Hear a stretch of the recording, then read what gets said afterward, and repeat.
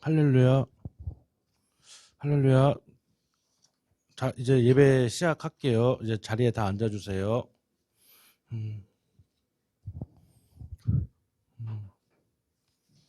주께와 엎드려 찬양하심으로써 오늘 예배를 시작하도록 하겠습니다.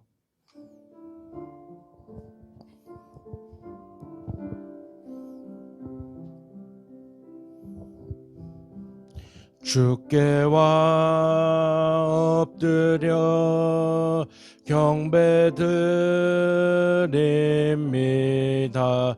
주 계신 곳엔 기쁨 가득. 무엇과도 누구와도 바꿀 수 없네. 예배드림이 기쁨 됩니다. 주께와 엎드려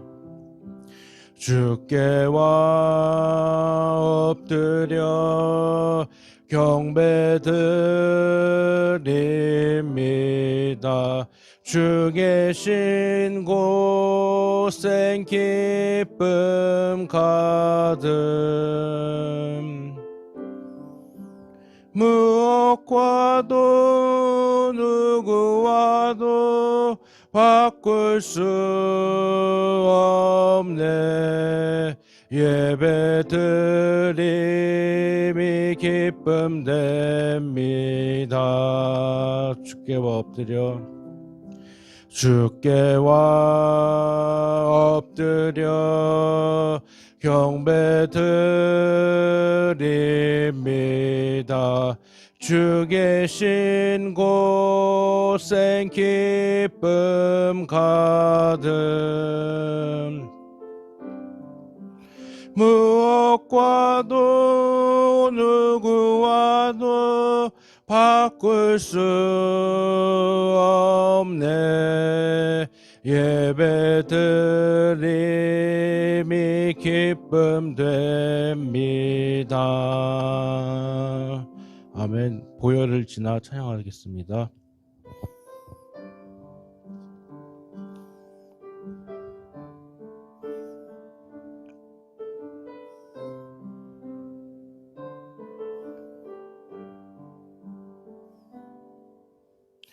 보혈을 지나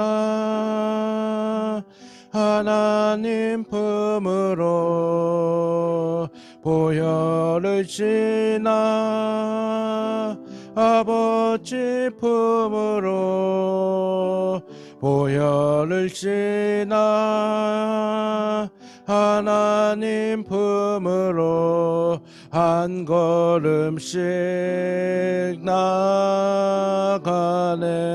보혈을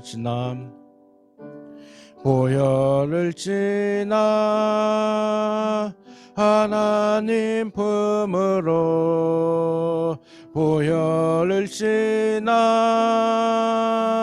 아버지 품으로, 보혈을 지나 하나님 품으로 한 걸음씩 나가네. 존귀한 주 보혈이 내 영을 새롭게 하시네. 존귀한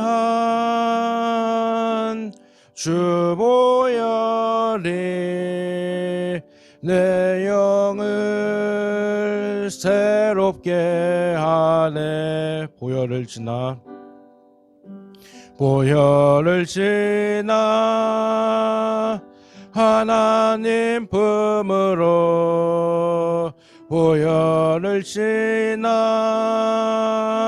아버지 품으로, 보혈을 지나 하나님 품으로 한 걸음씩 나가네. 보혈을 보혈을 지나 하나님 품으로 보혈을 지나 아버지 품으로 보혈을 지나 하나님 품으로 한 걸음씩 나가네. 존귀한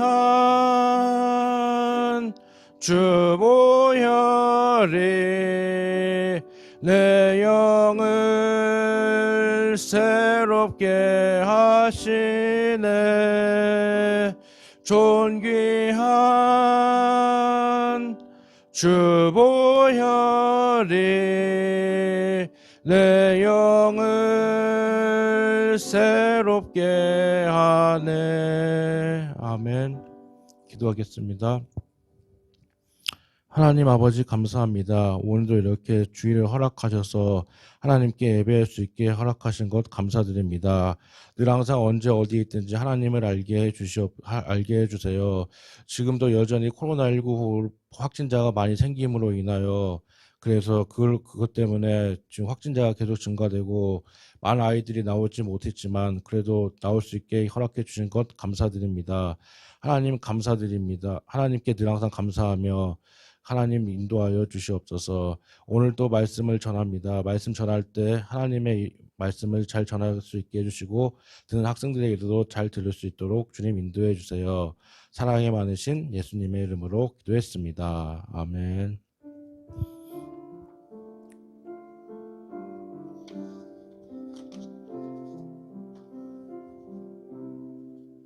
오늘 말씀은 사무엘상 3장입니다. 사무엘상 3장 1절에서부터 4장 1절까지 말씀입니다. 사무엘상 3장입니다. 1절에서부터 10절까지를 제가 먼저 봉독하고 학생들이 그 다음 봉독하도록 하겠습니다. 다 사무엘상 3장 다 찾으셨어요, 친구들?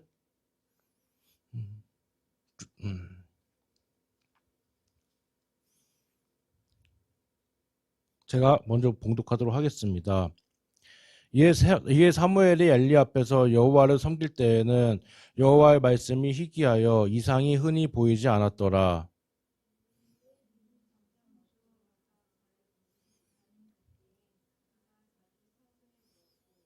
하나님의 등불은 아직 꺼지지 아니하였으며 사무엘은 하나님의 궤에 있는 여호와의 전 안에 누웠더니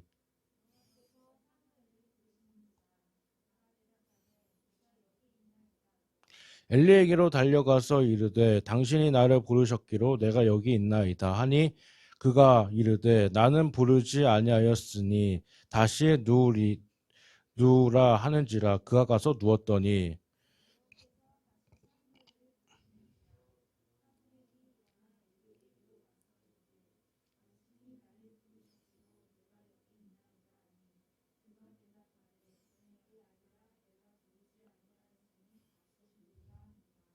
사무엘이 아직 여호와를 알지 못하고 여호와의 말씀도 아직 그에게 나타나지 아니한 때라.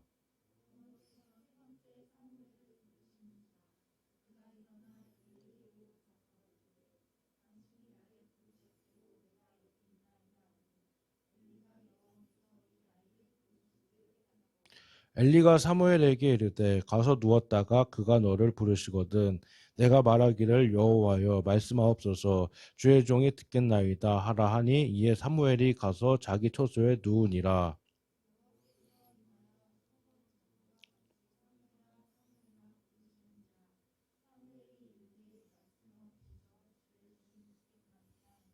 아멘.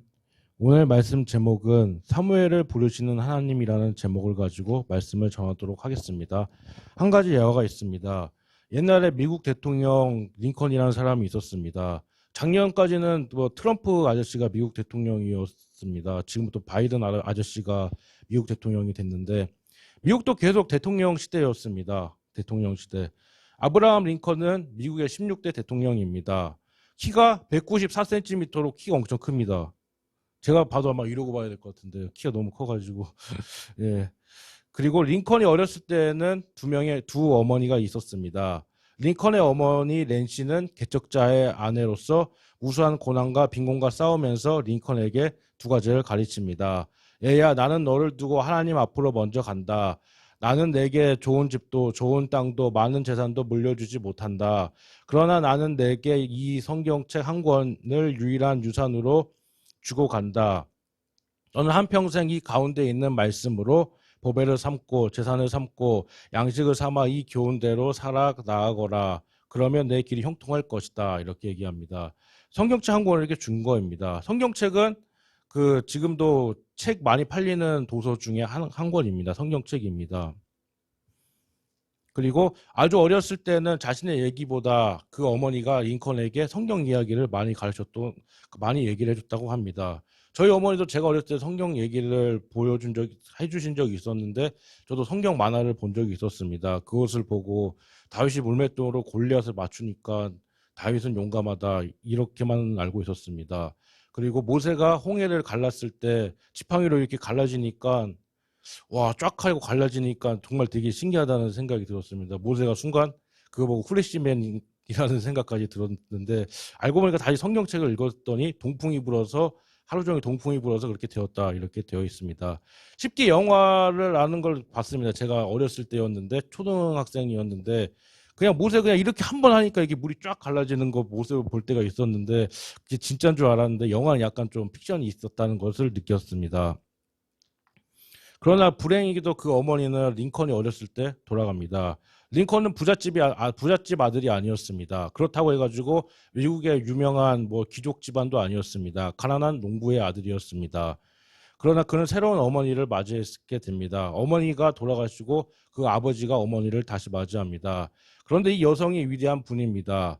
그리고 아버지 토마스는 링컨이 장작 패는 일을 하며 평범한 농부의 길을 그냥 농사나 짓고 살아라, 이렇게 얘기했는데 성경과 책을 읽는 것을 못마땅하게 생각을 합니다. 아버지 어머니의 그 생각이 달랐던 겁니다. 나는 링컨의 엄마예요. 링컨을 낳아준 엄마 낸시처럼 키우고 싶습니다. 낸시는 성경의 가르침과 책의 가르침을 통하여 아이를 양육했습니다. 저도 그렇게 성장시키고 싶습니다. 협력해 주세요, 이렇게 얘기합니다. 링컨은 어머니를 이렇게 소개합니다. 나의 잘한 것은 우리 어머니 덕입니다. 두 어머니께서 가장 나에게 위대한 유산은 성경의 가르침과 책의 가르침입니다. 이렇게 하나님의 말씀을 어머니에게 유산으로 물려받은 링컨은 1861년 미국의 16대 대통령으로 취임이 됩니다. 미국은 백악관이라고 우리나라는 청와대라고 합니다. 링컨은 백악관을 기도실로 만들고 기도하는 생활을 이렇게 시작했던 겁니다. 무엇보다 링컨이 제일 잘한 업적 하나라고 하면은 그겁니다. 노예 해방입니다. 링컨은 남북전쟁에서 케이즈버그 전투에서 북부를 이끌어 승리를 이끌었습니다. 그리고 1863년에 케이즈버그 연설을 통하여 노예 해방 선언을 발표하고 헌법에서 통과시킬 것을 주장하며 노예 제도를 없애자, 이렇게 얘기합니다. 그게 제일 유명한 링컨이 있어서 가장 큰 업적 중에 하나가 노예 해방이었던 겁니다. 아마 죄송합니다. 아마 자신이 힘들다, 노예처럼 살고 산다, 이렇게 생각하는 사람들도 있습니다. 그런 사람들은 아마 링컨을 존경하는 사람들도 있습니다. 1864년에 전쟁 중에 열린 대통령 선거에서 링컨은 다시 재선합니다. 미국은 총 4년씩 총 2번 할 수 있는 기회가 있고, 우리나라는 총 5년 할 수 있는 기회가 있습니다. 이승만 대통령과 박정희 대통령이 몰락한 이유도 계속 끊임없이 장기 집권을 하려고 했기 때문에 몰락을 당했게 됩니다. 박정희 대통령은 암살당했고 이승만 대통령은 4.19 혁명으로 인해서 쫓겨나서 미국으로 망명하게 됩니다. 그러나 그 이후로부터 전두환 대통령이 이제 됩니다.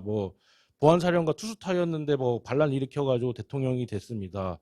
근데 이 유명한 말이 있습니다. 왜 나만 가지고 그래? 이게 제일 유명한 말입니다. 전두환 대통령이 본인은 이렇게 해서 쿠데타를 일으켰습니다, 했던 장면도 떠오르게 됩니다.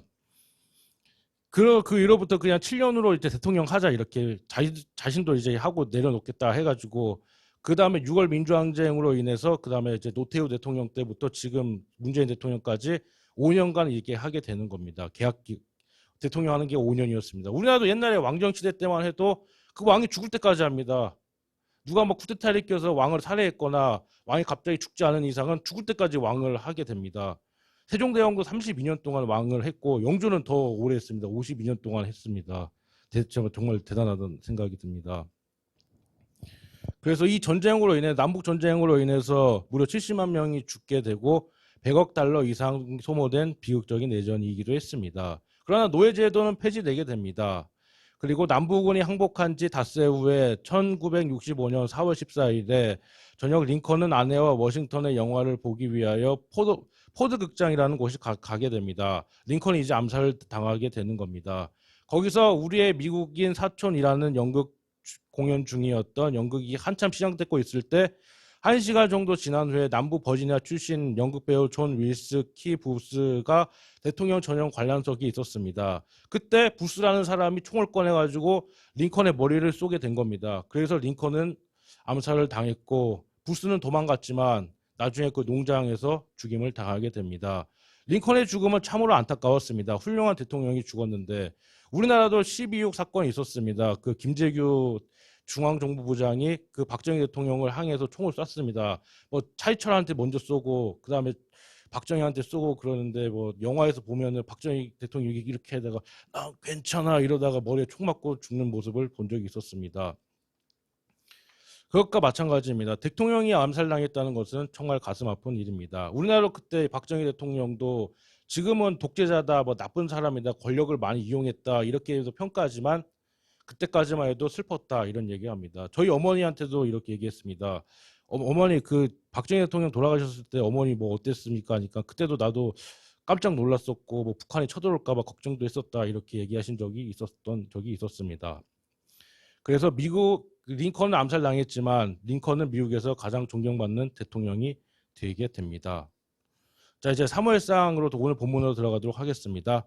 사무엘상은 이스라엘의 마지막 사사가 있습니다. 삼손 이후에 사무엘이라는 사사가 있었는데 이스라엘 초대왕 사울이 죽음 내용까지 총 31장으로 구성이 되어 있습니다. 많은 부분을 차지합니다. 사무엘상 하면은 다윗이 왕이 되기 전의 이야기고 사무엘하 하면은 다윗이 왕이 된 후의 이야기. 열왕기상 하면은 다윗 왕이 이제 죽고 솔로몬이 왕위를 계승하고 그 이후로부터 이제 왕조 역사가 이제 시작되는 것이 열왕기 상하입니다. 보통 그때까지만 해도 어렵습니다. 성경을 읽다 보면은 창세기 출애굽까지 읽었는데 레위기 뭐 제사 지내는 것만 나오니까 이게 뭔 말인지 하고 몰라가지고 안 되겠다. 시작부터 읽자. 마태마가 누가 요한 사복음서 계속 나오네 이렇게 해가지고 너무 어렵다 이렇게 해서 포기하는 경우들이 있습니다. 그렇습니다. 여호수아 사사기를 지나서 그리고 사무엘 상하, 열왕기 상하 역대기에서 보면은 왕들의 이야기가 나옵니다. 뭐 족보가 많이 나옵니다.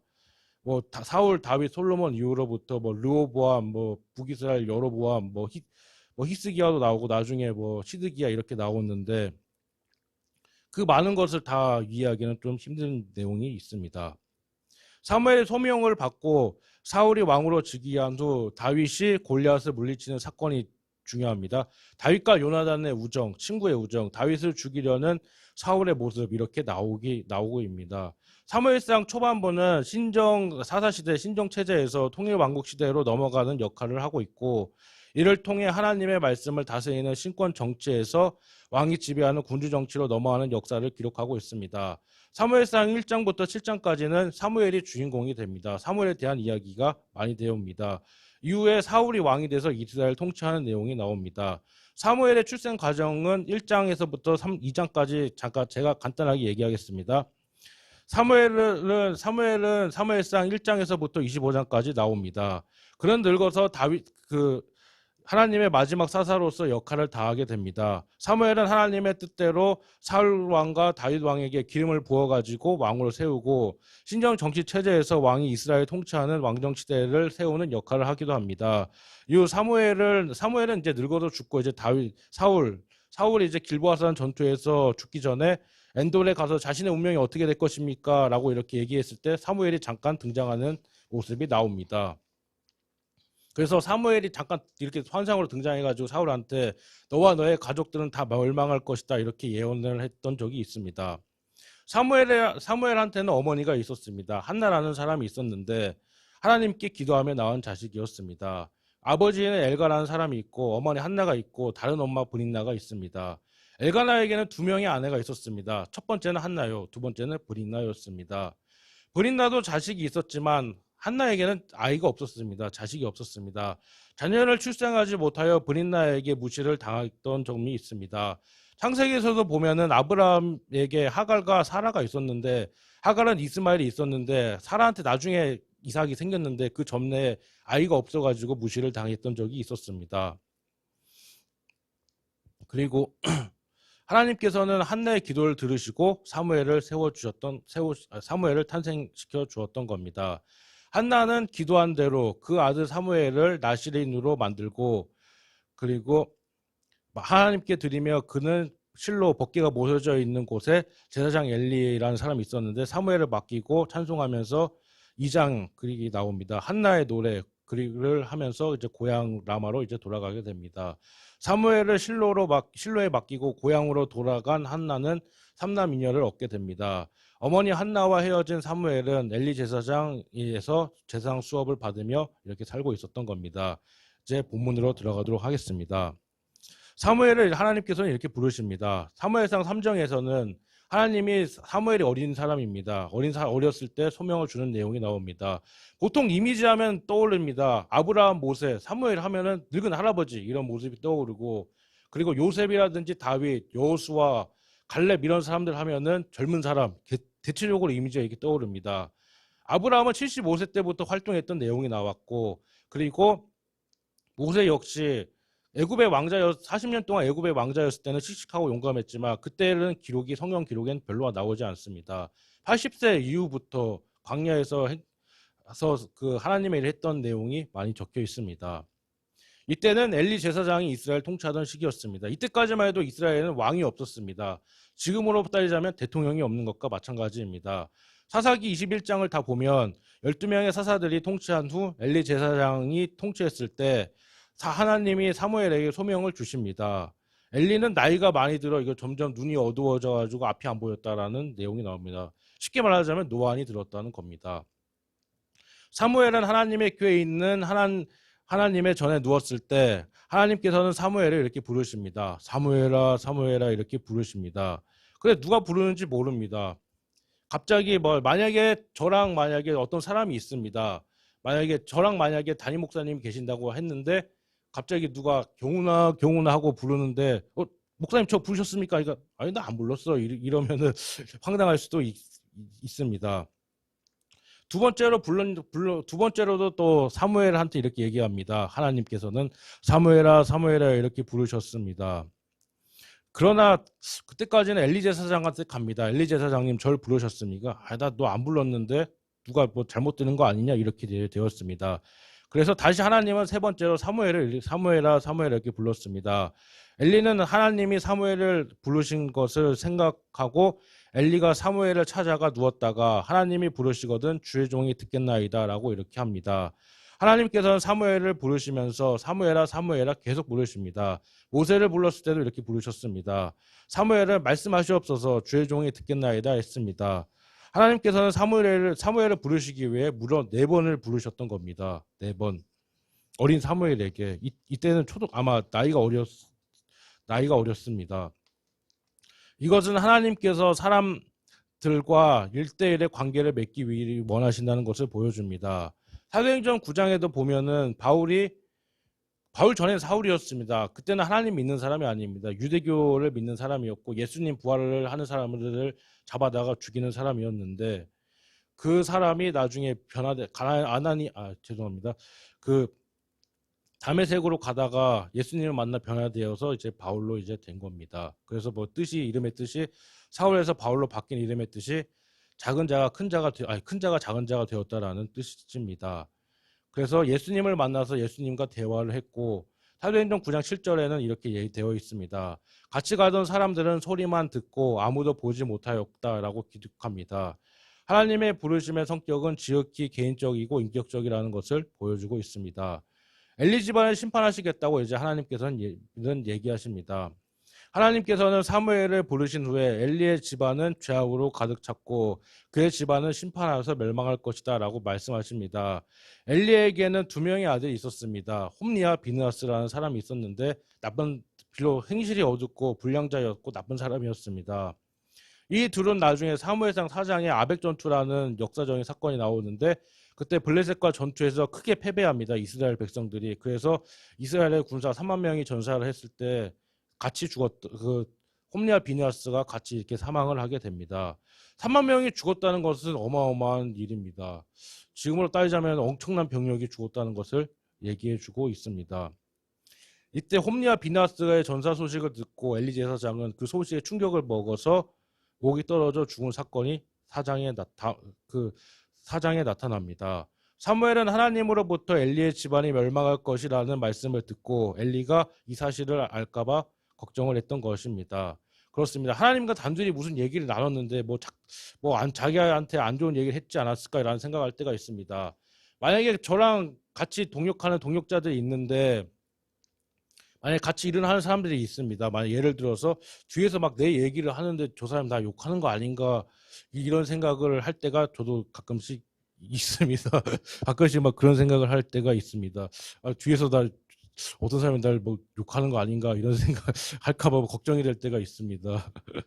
예, 과거에도 전도사님이 그 어디 회사에 일하러 다닐 때도 그런 얘기 있습니다. 같이 일하는 아주머니들이 있었는데 제가 뭐 절 잘 챙겨주는 아주머니가 있었는데 그 아주머니에 대해서 뒤에서 칭찬하는 얘기를 했는데 그 아주머니는 그렇습니다. 아주머니 저한테 이러더라고요. 그러나 나 욕했지 이러더라고요. 그러니까 절대 욕 안 했다고 그렇게 얘기했던 적이 있었습니다. 예. 그리고 엘리는 이렇게 얘기하는 겁니다. 그런 의심이 있는 겁니다. 사무엘을 불러서 하나님께서 너에게 무엇을 말씀하셨는지 알려달라 이렇게 얘기합니다. 궁금할 수도 있습니다. 자신에 대해서 어떻게 얘기했는지 궁금했을 수도 있습니다.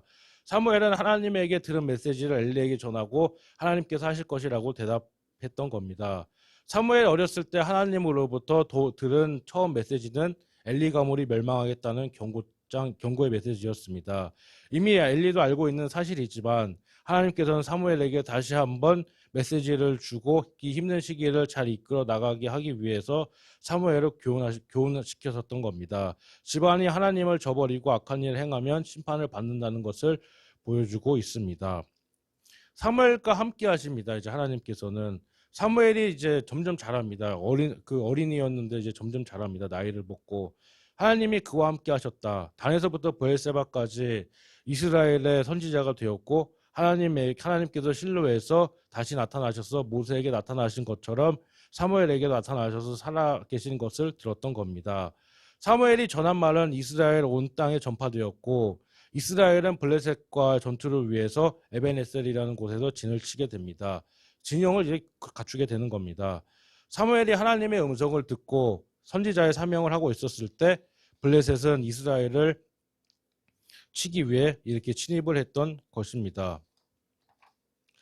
사무엘이 선지자가 된 이후에는 하나님께서는 비로소 하나님의 뜻을 이스라엘에 나타내셨던 것이고 엘리 제사장 때에는 하나님의 계시가 잘 나타나지 않았는데 사무엘 선지자가 되면서 하나님께서 자신의 뜻을 보여주셨던 겁니다. 이렇게 하나님의 사역자는 하나님의 거룩하신 뜻을 알아야 된다는 것을 보여주고 있습니다. 다 소명을 받았습니다. 아브라함도 소명을 받고 모세도 소명을 받고 여호수아도 소명받고 사무엘도 소명을 받고 다윗도 다 소명을 받은 적이 있습니다.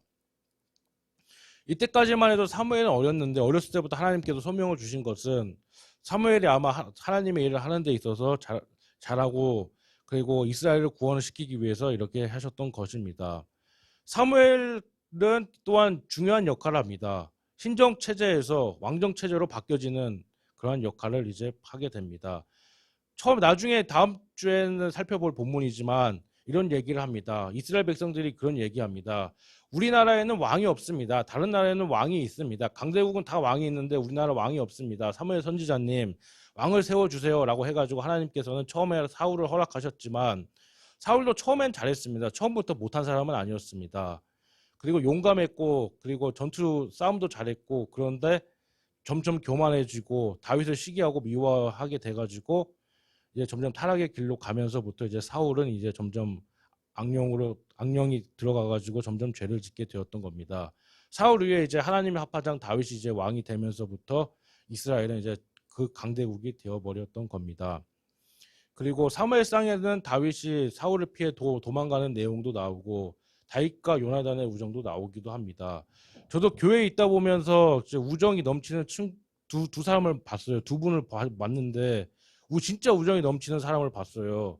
그 한 명의 이름은 이산 어린이고 또 한 명의 이름은 서훈 어린이인데 둘이 너무 친해서 잘 노는 것만 보니까 저절로 나한테 눈물이 나는 느낌이다. 눈물이 나올 것 같은 생각도 들은 적이 있었습니다. 그만큼 친구의 우정은 중요하다는 것을 보여주고 있습니다. 그리고 학생들도 보면은 학교에서든지 교회에서든지 친구들과 싸우거나 다투거나 하지 말고 잘 지냈으면 좋겠습니다. 결론으로 돌아가도록 하겠습니다. 엘리에게 가려졌던 하나님의 뜻과 계시는 이제 사무엘이 하나님의 사역자가 되면서 다시 이제 나타나게 됩니다. 이렇게 하나님의 사역자의 사명은 막중합니다. 한 사람의 사역자가 하나님 앞에서 어떻게 살아가느냐에 따라 그 사회가 바르게 서기도 하고 죄악이 만연하기도 합니다. 우리는 엘리 제사장처럼 되면 안 됩니다. 사무엘 선지자와 같이 모두 신실하고 신령한 사람이 되어야 되는 겁니다. 물론 교회는 다 합니다. 목사님, 전도사님만 교회를 하는 게 아니라 그냥 평신도인 분들도 다 교회를 합니다. 우리 교회도 교회를 섬기는 집사님들한테 너무 감사한 마음이 듭니다. 또한 오늘 말씀을 통해서 알아야 될 교훈은 제사장인 엘리는 깊은 잠이 빠져 하나님의 음성을 듣지 못했으나 성전을 지키던 사무엘은 하나님의 음성을 듣고 이스라엘의 사사로 부르심을 받습니다. 이와 같이 영적으로 깊은 잠에 빠진 자들은 멸망할 수밖에 없음을 교훈해주고 사도 바울은 성도들에게 늘 깨어서 기도하라는 것을 가르쳐주고 있습니다. 그리고 악한 세력을 조심하라고 이제 경고까지 합니다. 하나님의 말씀을 귀찮아하고 게을러 해서는 안 된다는 것을 보여주고 계십니다. 하나님의 도우심을 받지 못하여 사단의 권세에 넘어질 수도 있습니다. 그러므로 우리는 이 시국에서도 코로나19라고 해가지고 집에서 편하게 예배 드리자 이걸로 끝나는 것이 아니라 어디에 있든지 교회 와서든지 집에 있어든지 시간도 잘 지켜야 되는 것도 중요하지만 하나님의 말씀을 소중히 여겨야 되는 것입니다. 기도하도록 하겠습니다. 하나님 아버지 감사합니다. 오늘 말씀을 통해서 사무엘이 하나님으로부터 부르심을 받는 내용이 나옵니다. 그러나 어렸던 사무엘을 이렇게 하나님께서는 부르셨는데 엘리 제사장은 그걸 몰랐습니다. 그리고 우리에게도 부르심의 소명을 잊지 않게 주님 인도하여 주세요. 하나님 늘 함께 하시면서 주님과 동행할 수 있도록 주님 인도해 주세요. 그리고 예배를 마치고 돌아가는 발걸음도 안전하게 지켜주실 것을 믿습니다. 사랑이 많으신 예수 그리스도의 이름으로 기도했습니다. 아멘. 봉헌하는 시간을 갖도록 하겠습니다. 오늘 박서연 학생이 안 와서 장민준 학생이 대신 봉헌하도록 하겠습니다.